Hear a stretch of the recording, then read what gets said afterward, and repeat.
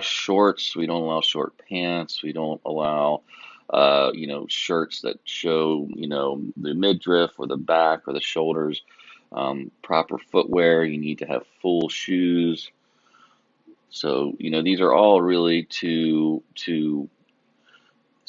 help you, um, you know, in the case that you get a spill of chemical material on yourself. Getting it on your skin, you have close contact, and that's much more serious. If you get it on some clothes, well, luckily we can take those clothes off and minimize the contact that we have with our skin.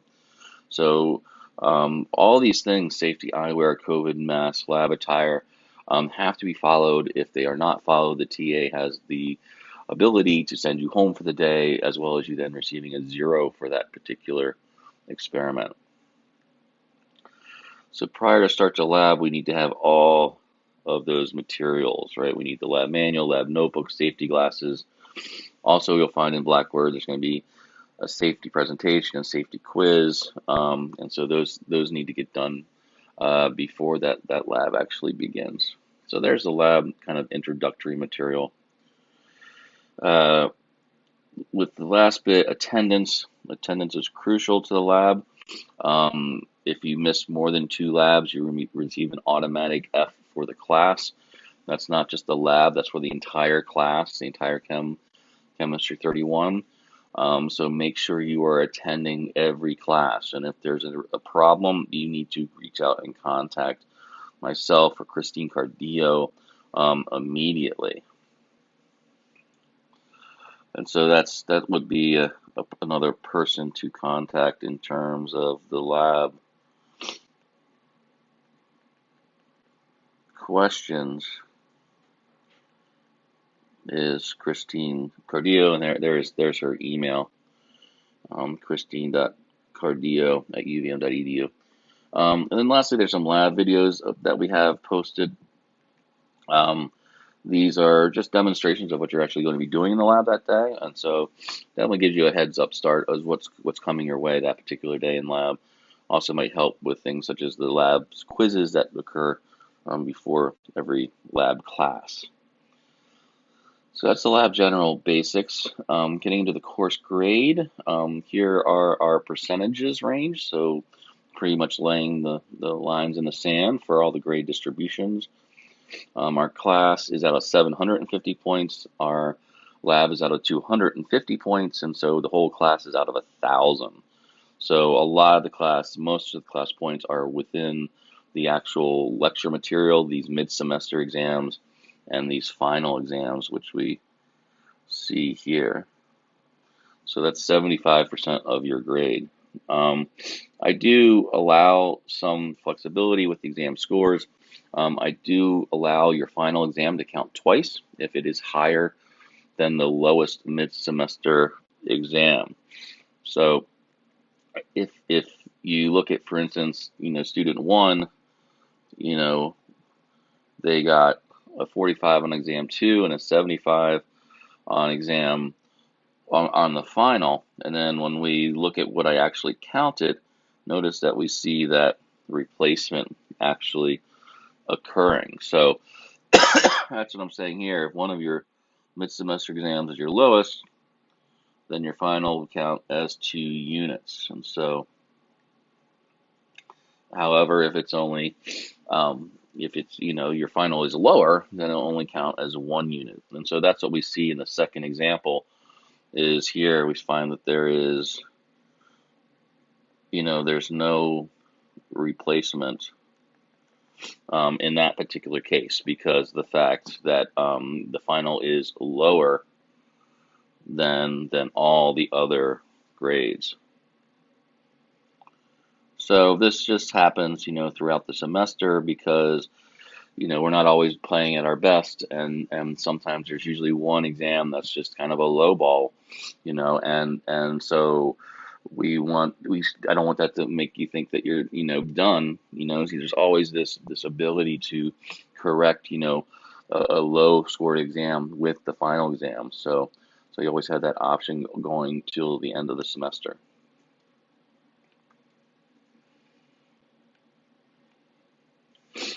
The lab is 250 points, 25% your grade. They broke it down into different things. This pre-lab, lab reports, quizzes, safety quiz, all of this will be presented to you in much, much more detail once labs actually begin by your TA. And so now it's just really addition. You just add up the labs, you add up the class points, and then you look at your grade, you divide it by 1,000, and then you go back up to the top there and see where you actually fall. So student 1 got a 78 or a B minus, while student 2 got a 74 or a C plus. Lastly, academic integrity. I mean, basically saying don't cheat.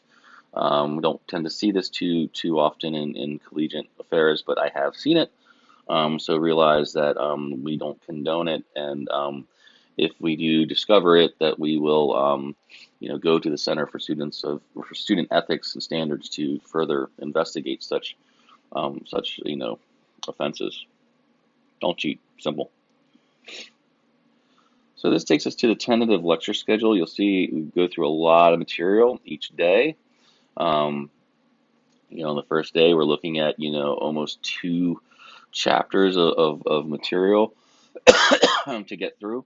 And so while I will put out announcements on Blackboard to give you, the specifics of what's coming up each day and then eventually each week, it's already laid out here within the tentative lecture schedule. So for those students that want to, move on or move ahead, they actually can.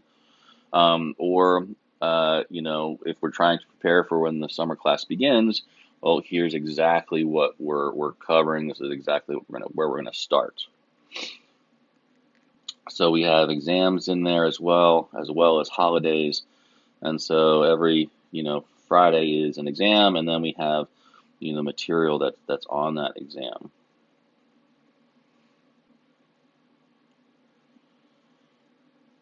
And then finally the final. Also, here's the lab schedule. This is a pretty, light version of the lab schedule, just telling you, what days you have lab and what experiments you're going to do, as well as lecture correlation. So these are to help you prepare for what's coming your way in the lab material as well. Making sure you have the experimentals printed out, making sure you've watched the lecture videos, and keeping on task. Accommodations, access accommodations. If you are an access student, you just need to talk to me. We need to sit down and have a chat, or we can do that on Teams or email. We already talked a little bit about that with the exam, but we can always talk about it to a greater extent. So if you have accommodations, please just get a hold of me so we can talk to one another. Religious holidays. I'm not up on all the religions out there. Maybe Festivus, but everyone has their own religious holidays, and you have the right, obviously, to practice that. But I don't know the dates. So if there is a conflict for whatever reason due to your religious practices, you need to let me know sooner than later. Please don't let me know the day of an exam. Please let me know with enough time. All these holidays are in the calendar, so your calendar. So please take a look and see if there's any conflicts, and then get back to me. And then illness and COVID accommodations. With illness, you should go to the Center of Health and Well-being, right? Obviously, get yourself checked out.